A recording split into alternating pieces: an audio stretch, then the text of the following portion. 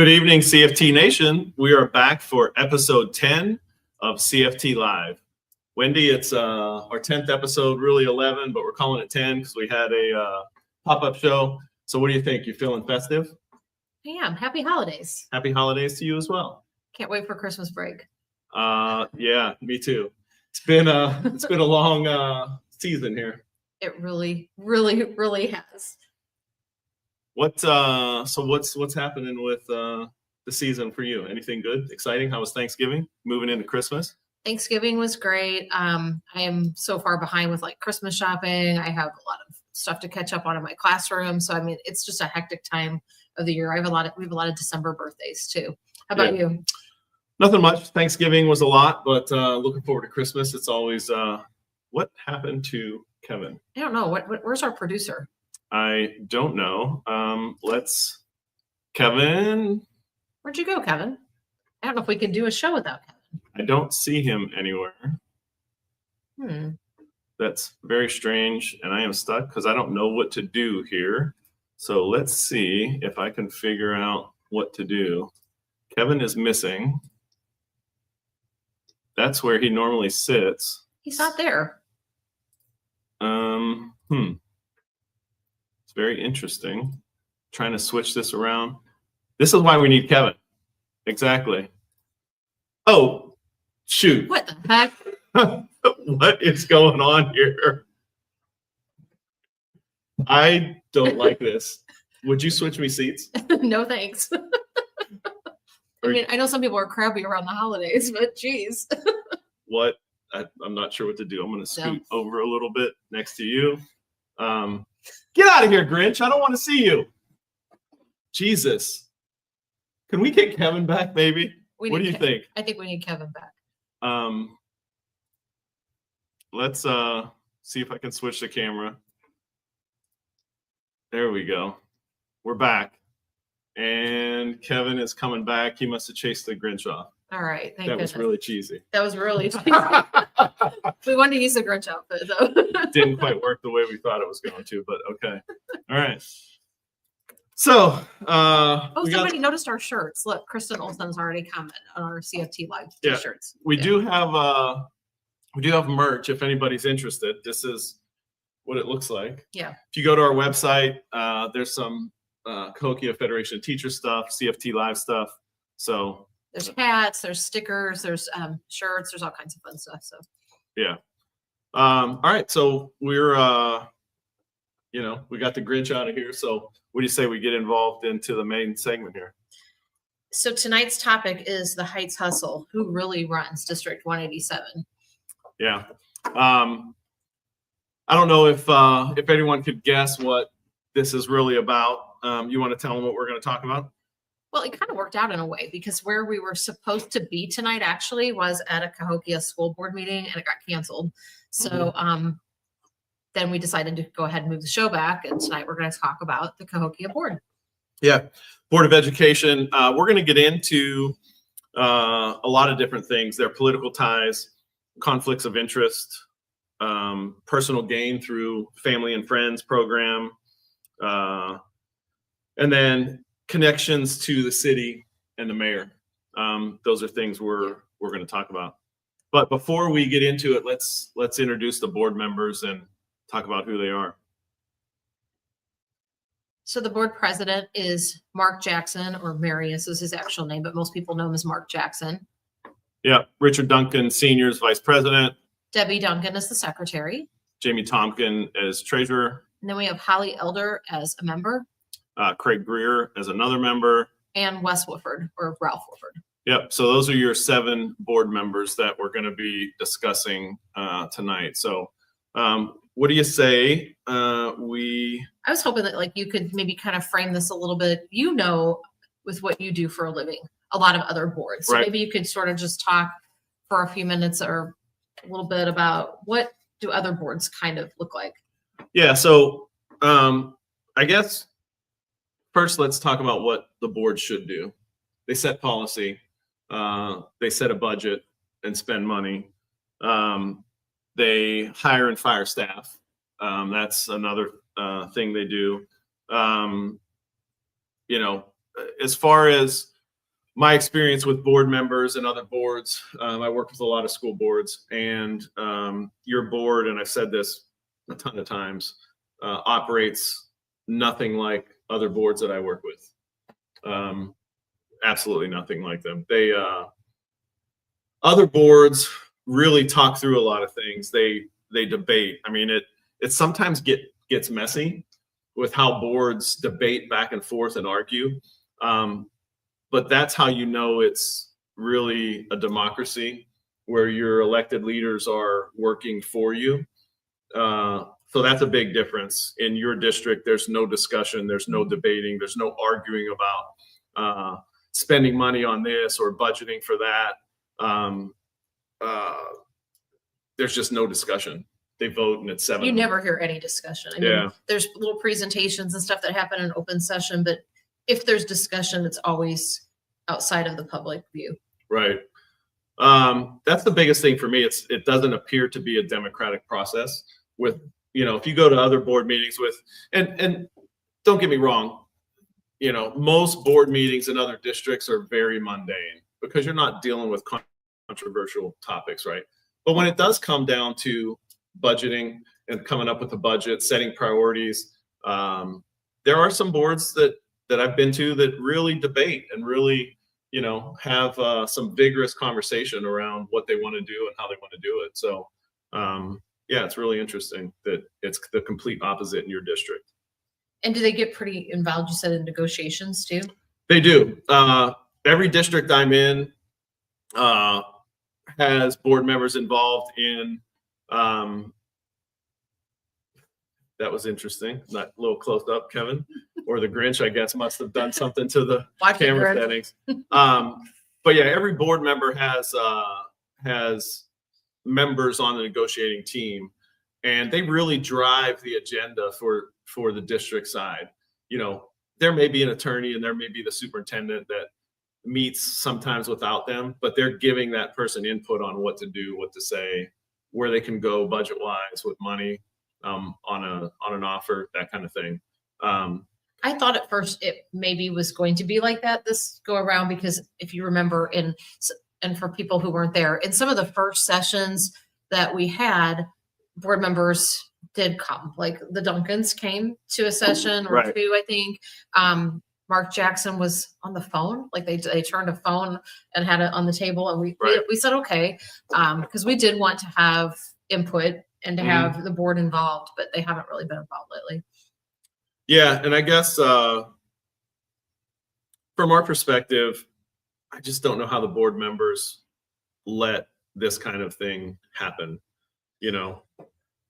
How does the board let position after position be created with the salaries that these exempt positions have?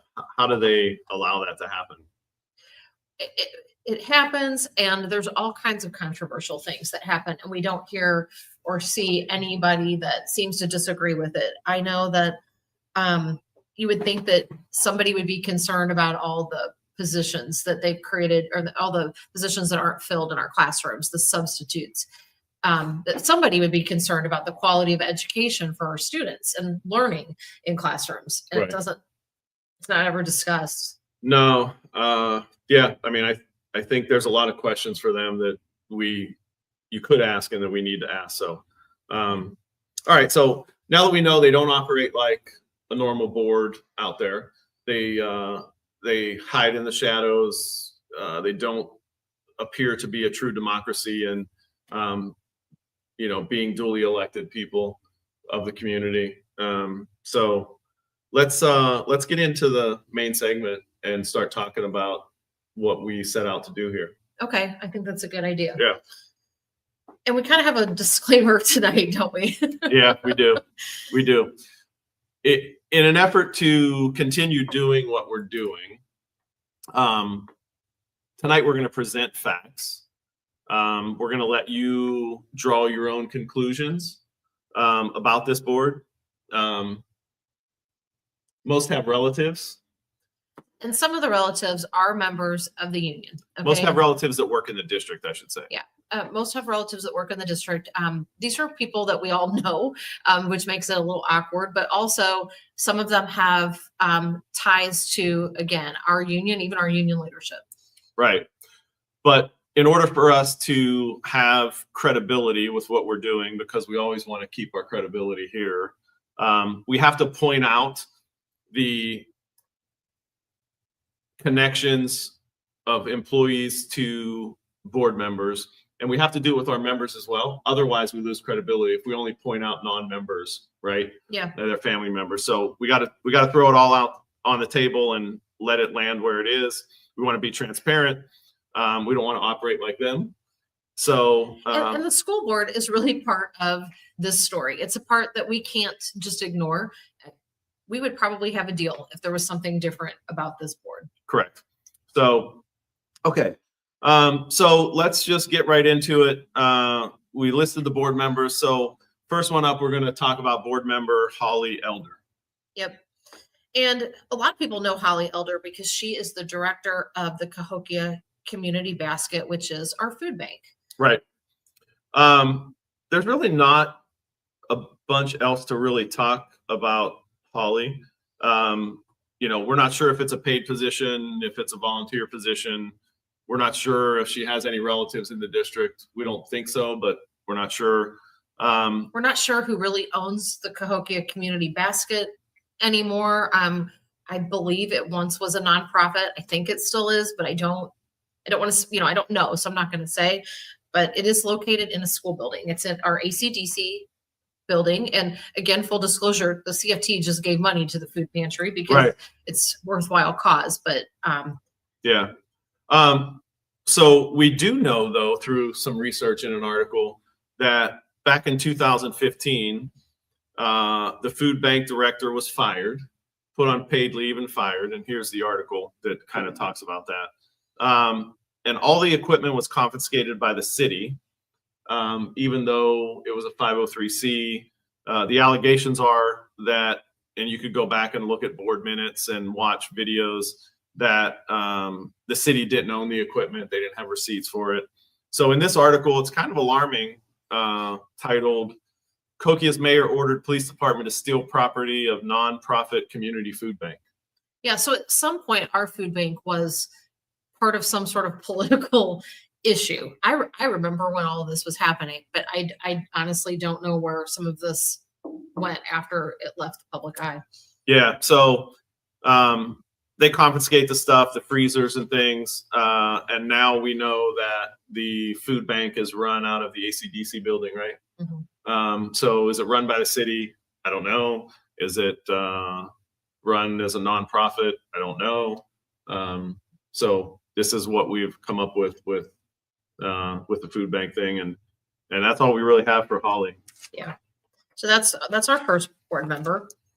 So then we're going to move on to Craig Greer, and he was until recently had a picture actually on the district page with the title, but now he's city page. Yeah. City page. Yeah. Yeah, but now he's listed on the city directory as the assistant director of the environmental department. Right. But when you go to the city site, the picture, the assistant director is listed as Anthony LaFleur, but Craig is still listed in the directory as the assistant director. So it's kind of weird. Yeah, maybe he retired or maybe his position has changed. Right. Don't know if he has any relatives working in the district. We're not sure. We know he used to own Layla's Roadhouse. Okay, so he owned a business in town. Yeah. Looks like we're frozen, maybe. Yeah. Can you still hear us out there? Huh. Interesting.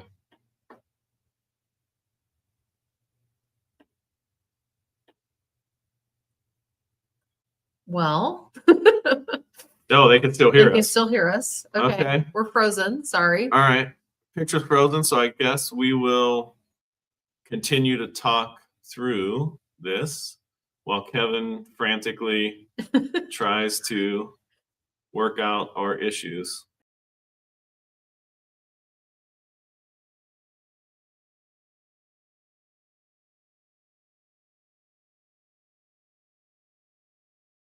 We move on to board member Jamie Tompkin. Yep, let's do it. So Jamie Tompkin is actually married to Pull the somebody camera back up, Kevin. Sorry. who holds a There position. we go. Go ahead. You fix that. Jamie Tompkin is married to a Cahokia Heights employee. His name is Trevon Tompkin, and he is the director of parks. Okay. Okay. Now, he's kind of a controversial person. Yep. According to what we found.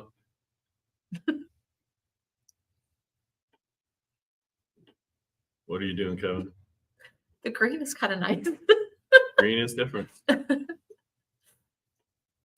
Technical difficulties, please stand by. Okay, hang on. Stop for a second. I don't know what's happening.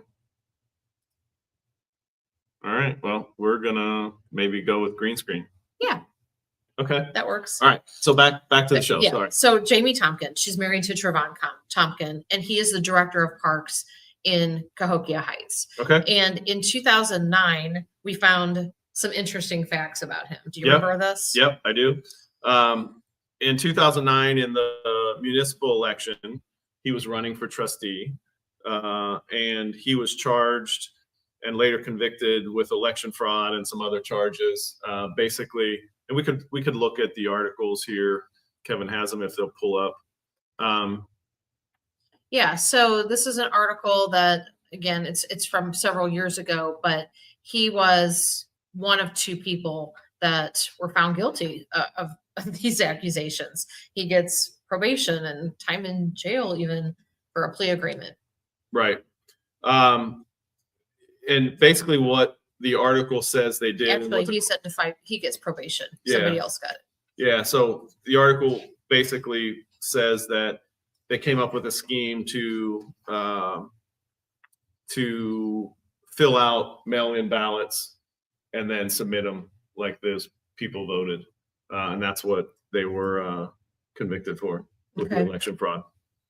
So that's interesting. But what comes even after this is I guess what we want to really talk about. So go to the next page. Kevin, pull that one back up.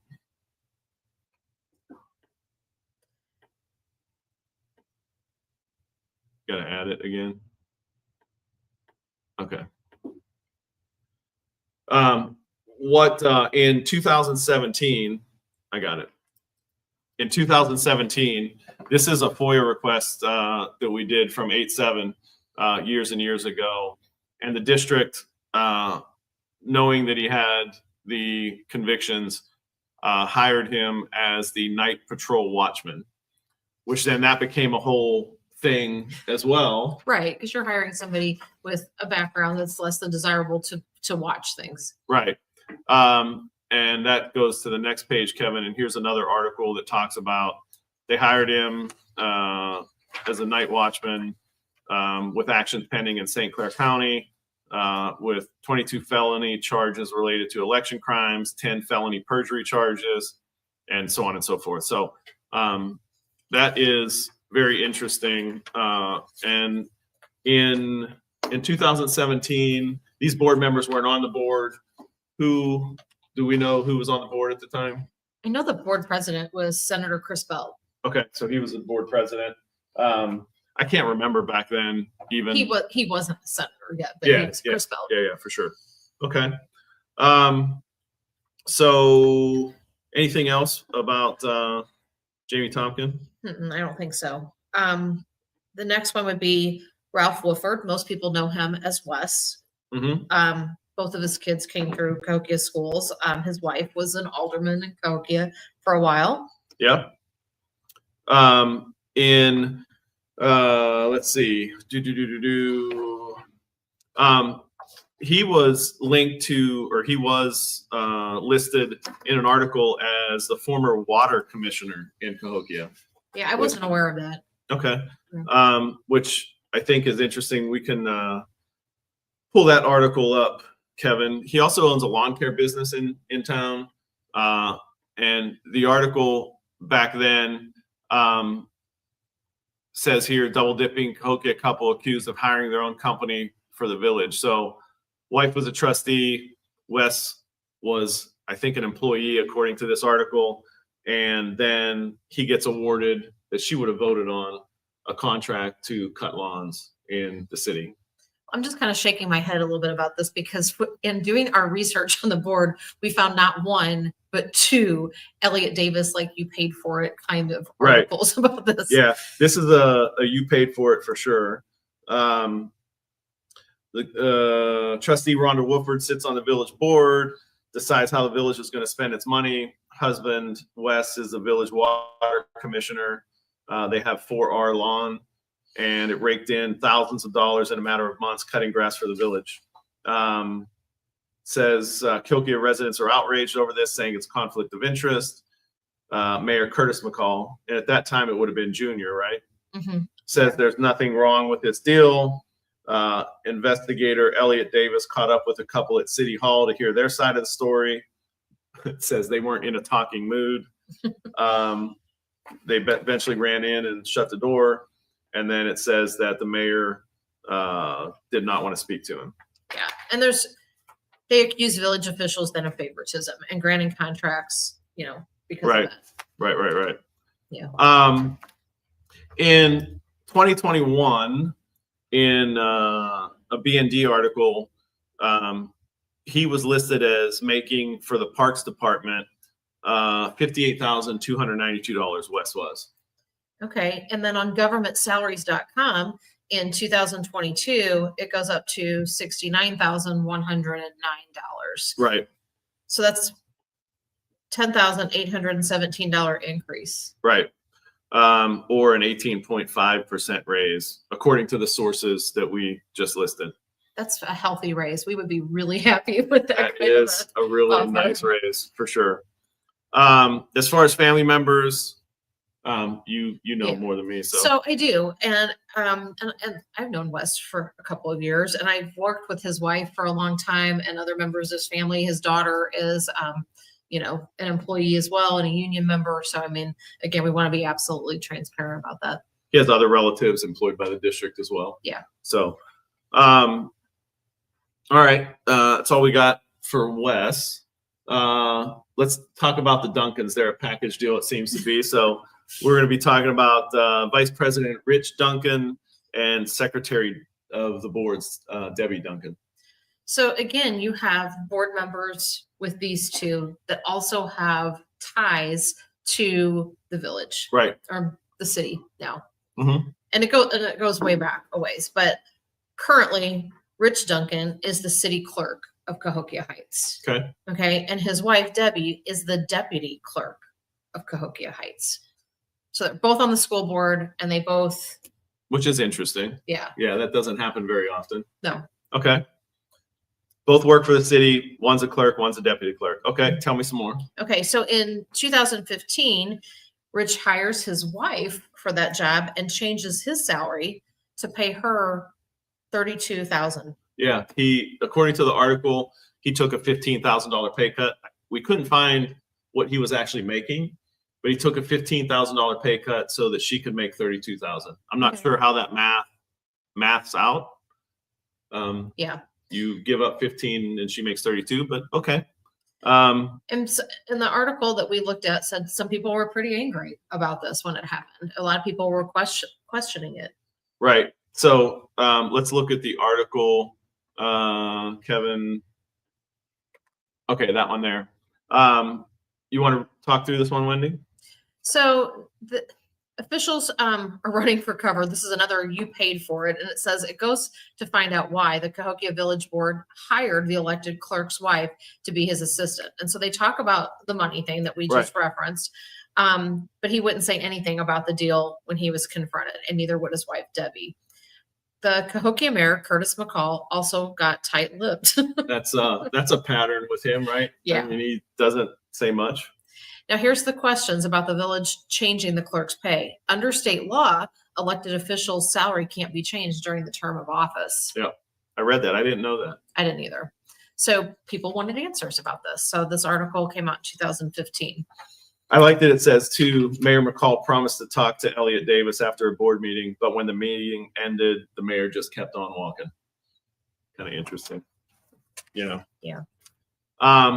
The next article too, which is kind of interesting, shows the actual language from the part of the statute, which we don't have to really go through because it talks about the other stuff that we already talked about. Kevin, you want to pull that one up? Nope. The Grinch really got to you, didn't he? I mean, he threw you off your game. That's right. We don't need that one. Never mind. It's just another article that basically says almost the same information. Yep. Okay. What else do we have for the Duncans? Let's see. So really this kind of revolves around Rich and how he has been on the board, off the board, back on the board. Right. So it's an interesting sequence of events. Yep, sure is. So he was appointed, then he retired, and then he was appointed again a month later. And you and I talked about this off camera, Wendy. That is so unusual. And when you look at a lot of these things isolated, right? When you look at, okay, Rich is on the board, he gets appointed to a seat, he then retires, and then a month later he gets reappointed. On its own, if that's the only thing that was happening in Kokia, that wouldn't be an issue. But that doesn't happen in other places. And then when you couple all of these things together and you start getting a bigger picture, everything is alarming. Yes. And everything unusual. Looks set up. It does. Even if it wasn't, it just looks weird. Right. So what we have here, we're looking at board briefs from September 9th, 2019 at the top. And it says resignation accepted of Linda Clark King, and then appointment of Rich Duncan to fill her unexpired term. That happens all the time. People resign, people fill in, the board appoints somebody. It's just kind of odd when you couple that with on May 3rd of 2021, Rich retires from the board, along with a couple others. And then the next page, June 14th, 2021, a month later, Rich is appointed back to the board again. Yeah. So why retire? And I don't know. It's one of those questions you got to ask, what's happening here? So interesting. It is very interesting. So relatives for them? Yes. And again, these are people we know. They have 2 children that work in the district. They are both union members and have, a lot of ties to us. Right. Let's move on to board president, Mark Jackson. Okay. So he is the former Centerville mayor. He was elected to that position back in 2007, according to our research. But then the towns merged. And so he would have lost his seat. Right, as mayor, because those 3 towns merged into Kokia Heights. Yes. So at some point, he becomes the director of emergency management in Cahokia Heights. Right. His salary in 2024 per government salaries is $38,500, and that is up from $32,923 in 2022. So 2 years previous. That is a 17% increase in just 2 years. Nice. Yeah. Sounds good again. Sounds good again. And this just goes, that his picture is listed on the city website as the, I think, director of emergency management in Kokia. And that salary doesn't seem to be out of whack, but I don't know what, emergency management directors make in town. So. Yeah, I'm not sure either. Let's see, what else do we have? So we have board briefs from June of 2023, and this is where Mark Jackson gets appointed to a board member as a new board member to fill a vacancy. So kind of like what we saw with Rich. Right. He gets appointed, and then in the same meeting, they're reorganizing, and he gets appointed as board president. Yeah. I will also say it's the same meeting that Curtis McCall Jr. gets appointed to superintendent. That's correct. So for me, again, and I got to point this out because it's board president on school boards, isn't some coveted job that everyone wants. I guess unless you're in Cahokia, I don't know. But I've never seen this happen where a brand new person gets appointed to a board. And it happens a lot. I mean, people leave, family reasons, they're moving, lots of different reasons. They don't have time to go to the meetings anymore. It happens. People resign.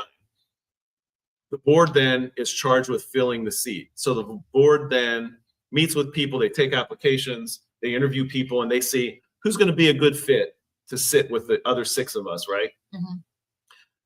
And then that person comes on, they vote them on, and they're on the board. I have never seen you get appointed to a board and then you take over the president role in that same meeting. I've never, ever seen that. Just doesn't happen. And there's been a lot of questions around him, but when this was all happening in real time, because I've been in the district, I remember, 2023 when this happened, the rumor was he was going to be in this position and that Curtis McCall was going to be the new superintendent. But when it happened and we saw that Arnett Harvey was put to assistant superintendent because, he was still under contract, people thought, what does that mean? It was controversial when it happened. Right. I remember that board meeting before the meeting, because he was walking in and I asked you who that was. And I remember you telling me that he was going to be the new board president. And then you told me the rumor about, we had talked about Junior being the superintendent for a long time prior to that, but I remember that like it was yesterday, you telling me that. So Wendy Fowler Lang points out, how does he do a city job and be a mailman? So he is a postal worker. Yeah, he is. So I don't know. Yeah, I don't know either. I know that because I used to work as a union rep in the postal system, and I know they will not allow you to do another job when you're supposed to be doing your postal work. So I'm not sure. My guess is, and I don't know this, I'm just kind of talking, it would be the other position that would have the leadway, not the federal government. Right. Yeah. So then we also have some more board briefs. Do we have one from July 14th? Yep, we do. Okay, so he's been on the board now for a while, and this is a list of people who were employed in July, and one of them is Gabrielle Jackson. I think she graduated from college, and then he hires her as the Food Service Liaison Director. Okay. So that's his daughter. Right.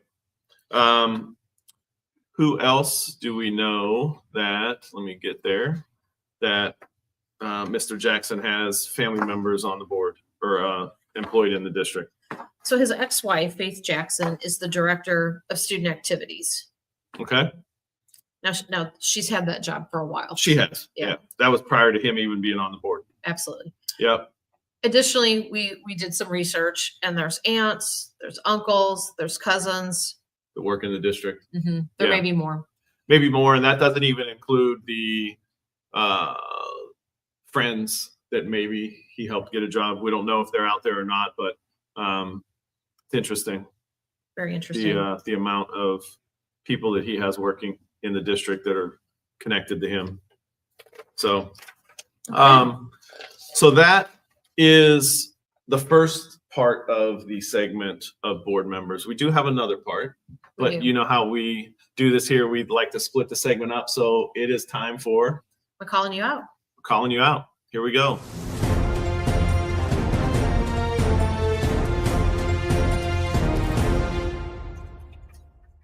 So tonight on the breaking news, we're calling you out. We are going to revisit a previous show, Guilty as Charged. And in that show, if you remember, we talked about an unfair labor practice that the superintendent was found guilty by the labor board of violating labor law and was required to post a notice. And here's the notice. It was supposed to be posted for 60 days, and that award came down on September 18th of 2025. That was a good day for us. Yes, very glad to have received this ruling. Right. And So the 60 days have passed. We're really close to 90 days now. How was it having that posting up in all the school buildings for 60 days for everyone to look at and say, he was wrong? How's that feel? Well, Ray, we've never seen that sign posted anywhere. That thing was not posted ever, was it? Not that I've seen. And if anybody watching has seen this posted anywhere, please enlighten us. But I've looked. Others have looked, yeah. I mean, people keep sending us, when are we going to do something about this? So this is a pattern. This is a pattern of ignoring legal procedures. In this case, this is a legal award that they're required to do. And we are going to file another unfair labor practice charge because they didn't post it.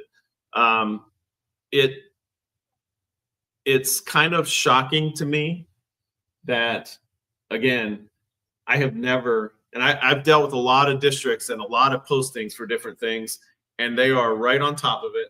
They post it, they send certification back to the board agent that they did post it, and we've never seen that. We've never seen the posting. But it's a pattern. It's a pattern of them ignoring legal processes.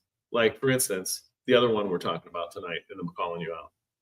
Yes. So we have several pieces of documentation that we've brought to just sort of show, even since we've tried to bring this to people's attention, we still get no answers to legal formal requests that we're entitled to that information. Right.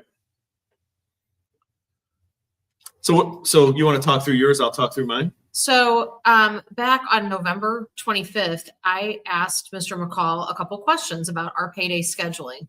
We didn't get paid when we thought we were going to get paid in November, and we would like to make sure that this is all worked out moving forward so that our members can know and plan, for payday.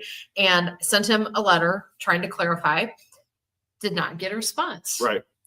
So 12 days later, this would have been yesterday, right, Sunday, I sent him another message saying, Mr. McCall, I sent you an email 12 days ago, and I have not heard anything back other than the word received from Tanya. When can the union expect a response? And I haven't gotten one. Right. So that's one, and there's just many of these. The next one, Kevin, that if you want to go to. Yep. So this is one I sent. Now this one takes the cake because this one is a long time. So I sent the original email on September 8th. Yes, September 8th of 2025. And what we were asking for is all exempt employees, so management, non-union positions. We wanted to know their sick leave balances, sick leave usage, because we were looking to see what their sick leave usage looked like. Okay. So I sent that request September 8th. Again, legal process. They have to provide it or provide a reason why they're not going to give it to us. Right. Mm-hmm. So on October 21st, I sent a request again. And I said, it's been 43 days since the request was made. 43 days is unacceptable to wait for information that could have been pulled rather quickly. We're requesting this information be sent by close of business today. Thank you for your attention to this matter. And that was October 21st. So you've been digging through this information, right? We've never heard anything from them. We never got it back.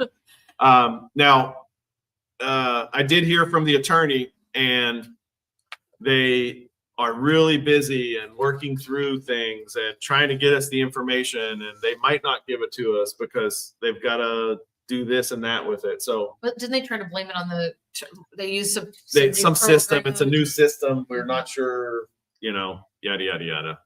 Well, and this is just a sampling, but I feel like this is the life I live. So members bring me very legitimate problems.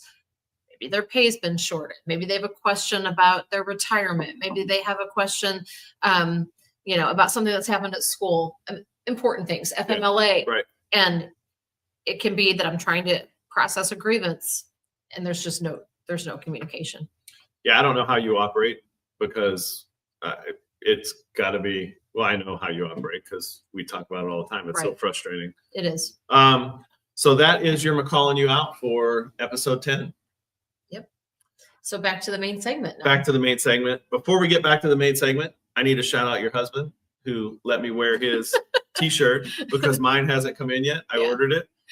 So Aaron, appreciate you, bro, for letting me wear your shirt. Yeah, it was his idea. He's like, you should wear them the same night. Yeah. So, all right, back to the main segment. All right, so let's finish this up. And we were going to talk about political contributions related to members of our board. Yes, that's what we're going to do. We're going to finish up the board segment about political contributions. So, I believe we blacked out all addresses, so we don't have to scramble to do that. So you want to just talk through these. And again, political contributions, the Illinois State Board of Elections site, anybody can go there. It's public information.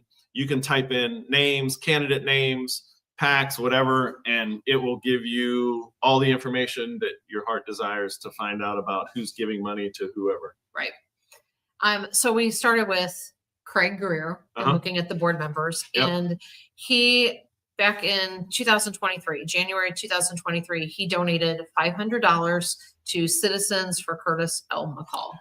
And just point of clarification, I know we have had this discussion about what we're going to use. The report received date, it's not necessarily when they gave it. The amount received date isn't when they gave it. They may have wrote the check 4 months ahead of time. We're just giving you one date, received date, and they may have received it 2 months before that. But I just wanted to kind of point that out. So Craig Greer gives $500 in 22 to McCall Senior. Yeah. Okay. Let's move on to the Tompkins. So board member Tompkin did not give money, but husband Trayvon, who works in the village, did. So we pulled those as well because we were looking for husband and wives as well. So he gave January of 25 $500 to Curtis McCall. In 23, January 23, he also gave $500. Yep. In April of 15, he gave $700 to McCall. And in April of 2015, he also gave $200 to Citizens for Curtis McCall. Okay. So in total, they gave $1,900 to McCall, junior or senior or both. Yeah. Let's move on to Mark Jackson, board president. In January of 25, he gave $500 to Citizens for Curtis McCall. In 2007, he also gave $500 to Citizens for Curtis McCall. In November of 2005, he gave $580 to Citizens for Curtis L. McCall, which is a strange amount, $580, but okay. And in 2004, he gave $500 to Citizens for Curtis McCall. So for a total of $2,080. Yep. And I was going to give some commentary, but I'll save it for the end. Let's move on to the dynamic duo, the Duncans. So first four are Debbie Duncan. In January of 23, she gave $1,500 to Citizens for McCall. In January of 23, she also gave $800 to Citizens for Curtis McCall. In March of 18, she gave $200 to Centerville Township Citizens for Better Government. Yes. Then Rich, in November of 2025, gave $1,000 to Citizens for Curtis McCall. In January of 25, he also gave $1,500 to Citizens for Curtis McCall. And in 2020, well, this is like July of 21, $500 to Committee to Elect McCall for mayor. January of 20, another $200, Centerville Township Better Government. Okay, and Rich gave $200 in 2021 to Committee to Elect McCall for mayor. Yep. In 19, $500, Committee to Elect Mayor McCall. In 2018, $400 to Committee to Elect McCall for mayor. 2017, in January, $300, Citizens for Curtis L. McCall. Okay, in 2017, he gave $200 to committee to elect McCall for mayor. Another 200 in January of 16 for Citizens for Curtis L. McCall. In 2015, $200 to committee to elect McCall for mayor. And then April of 15, 500 elect McCall for mayor. And then they did some as a duo. So in 2024, they gave $200 together to the Friends of Christopher Belt. And then Rich Duncan gave 250 in January of 24 to Citizens for Sprague. Ed Sprague is the attorney for the city. Okay. And so his Duncan total contributions to McCall, $7,500. Ooh. Yeah. Okay. And then their total to Centerville Better Government, $400. And then Duncan's total contributions to Senator Belt, $200. Okay. So that's quite a bit of money there. Yeah. Move on to Wes Wolford. Let's see. In January of 23, he gave $500 to Citizens for Curtis L. McCall. He gave $3,000 in 2021 to committee to elect McCall for mayor. Yeah, and it you should note that his employer there is listed as 4R Lawn. So that's the lawn care company we were talking about. Mm-hmm. In January of 19, he gave $3,500 to committee to elect McCall for mayor. $2,100 in January of 2018 for committee to elect McCall for mayor. April of 2017, $1,700 committee to elect McCall for mayor. In January of 2016, $600 Citizens for Curtis L. McCall. And then, as we did with Tompkin, we're looking at spouses as well. So Rhonda, who lists Coquia District 187 as her employer, Rhonda Wolford gave $6,000 in January of 23 to Citizens for Curtis L. McCall. And $3,800 in 2021 for the committee to elect McCall for mayor. She also gave January of 20, $200 to Centerville Township Citizens for Better Government. And $1,000 in 2021 committee to elect McCall for mayor. And then April of 2015, $500 to committee to elect McCall for mayor. The Wolford family contributions are a lot. Yeah. You want to say the total out loud? $22,700. It's a lot of money to give to candidates. Mm-hmm. And that $22,700 is donations to McCall. Mm-hmm. So interesting. I will say that I don't, and I did some looking, as I did with superintendents and different employees of school districts, to see if they're giving to mayors. And I did just some quick searches in several different school districts to find, are board members giving to mayor races? I couldn't find one. I'm not really surprised, to be honest. So yeah, very interesting. Before we leave this topic, I just want to recap, because you're now 6 months in without a contract. For teachers, they haven't offered a salary proposal yet, right? Mm-hmm. For secretaries and service workers, they've offered a step increase only, which is minimal raise, right? Mm-hmm. So I want to remind everyone that 4 board members closest to the city of Coquia Heights, Rich Duncan, Debbie Duncan, Wes Wolford, and Mark Jackson, all personally gained by fairly significant raises to their family in the city. Duncan, if you look at her raises, 72% increase in 9 years. 72. Debbie, where's the teacher 72%? We would love that. Wes, 18.5% in 1 year. Wes, I'll be waiting for you to vote on that 18.5% for the teachers and staff next board meeting. And then Mark Jackson, 17% increase in 2 years. Okay, 17, let's call it 8%. Would you take an 8%? My members would be elated with 8%. So Mark, 8% next board meeting, we'll be looking for it. It's shocking to me that they are okay to personally do this and take those raises, but yet for you, they don't even have a salary offer on the table. Yeah. That's what they think of you. Mhm. So anyway, that is your show, The Heights Hustle, who really runs 187. We'll let you decide who you think runs 187. We're just here giving the facts and putting it all out on the table. Yeah. So what do you want to do next? So we have another new thing for the show. So last week we did the thank you notes. Mm-hmm. Today we have a top 10 list. Okay. Do you want to kick this off, or do you want me to start it out and then we'll just alternate? I don't care. You go first. All right, I'll go first. So these are the top 10 signs you might work in CUSD 187. Number 10, your building has more permanent subs than pencils, and somehow the pencils seem to last longer. Number 9, promotions drop out of the sky like Oprah giveaways. You got a title, you got a raise, everybody related gets something. That's one of my favorites.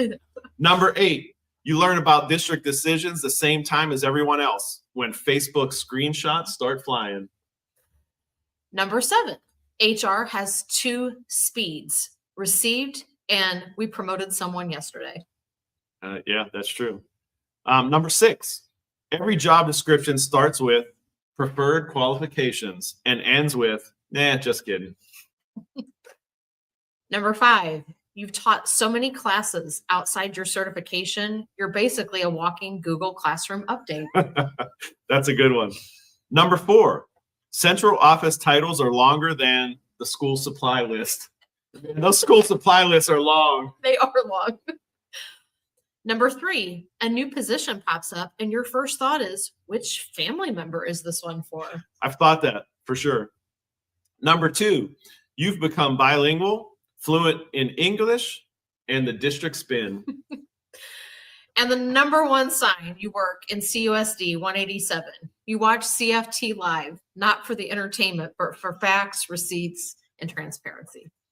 There is your top 10 list. Yes. Well, that was fun. Yeah. Good job on that. Yeah, that was fun. All right. So before we do parting thoughts, we did have a board meeting today. It got canceled.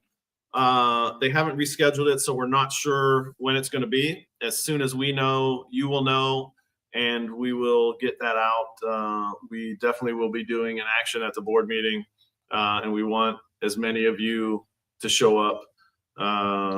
We talked about that today in our building meeting, which was a good meeting. Yeah. So.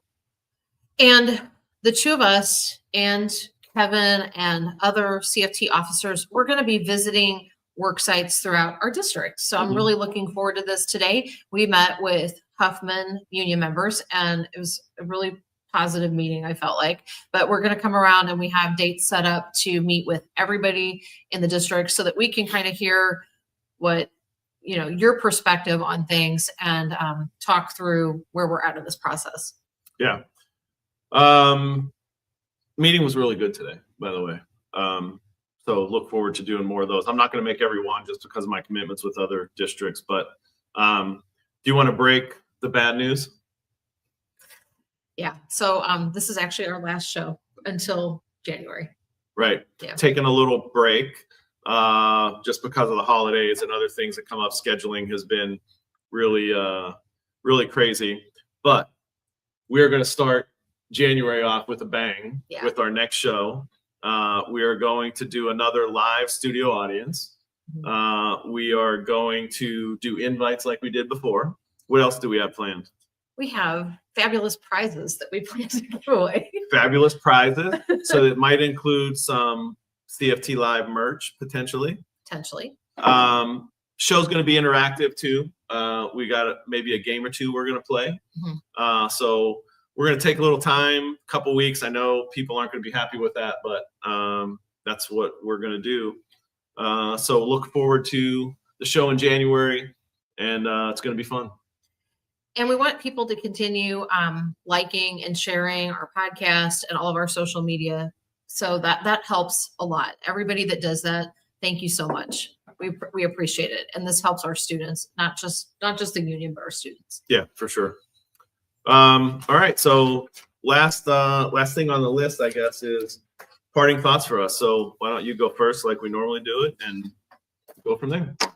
So we're in December now, and this is the last show of technically 2025. And we've been at this since the summer. So all these weeks, I've been kind of just thinking about like, where are we in this campaign? And we've been working on our vision, moving forward, our strategic plan. But I more and more think that our work has become more than just salaries and benefits. It's about the promise of a quality education for every child in our district. And I'm really, really proud of our members. So I know that we've been at this a while, but you guys have been amazing. You have shown up for things. You're doing all the things. You deserve a restful holiday break, but I mean, I'm sorry, starting in January, we got to get right back to it because this fight is just too important.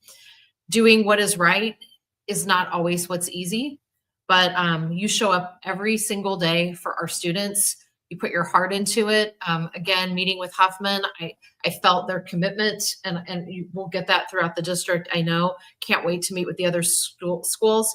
So CFT, stand tall, stick together, be strong. And I believe that the commitment that you're making right now, the work that you're demonstrating, it's probably the most powerful lesson that we can give to our students, standing up for something that matters.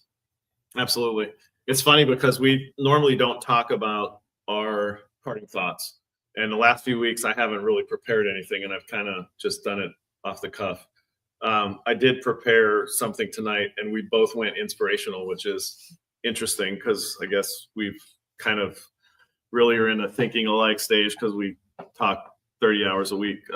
But anyway, all right. So here's my parting thoughts. Tonight, we told a difficult truth, but a very necessary truth. A truth many in Cahokia community have felt for years, but didn't have the evidence. The documents are the platform to express. Now we do, now you do. It was undeniable facts tonight.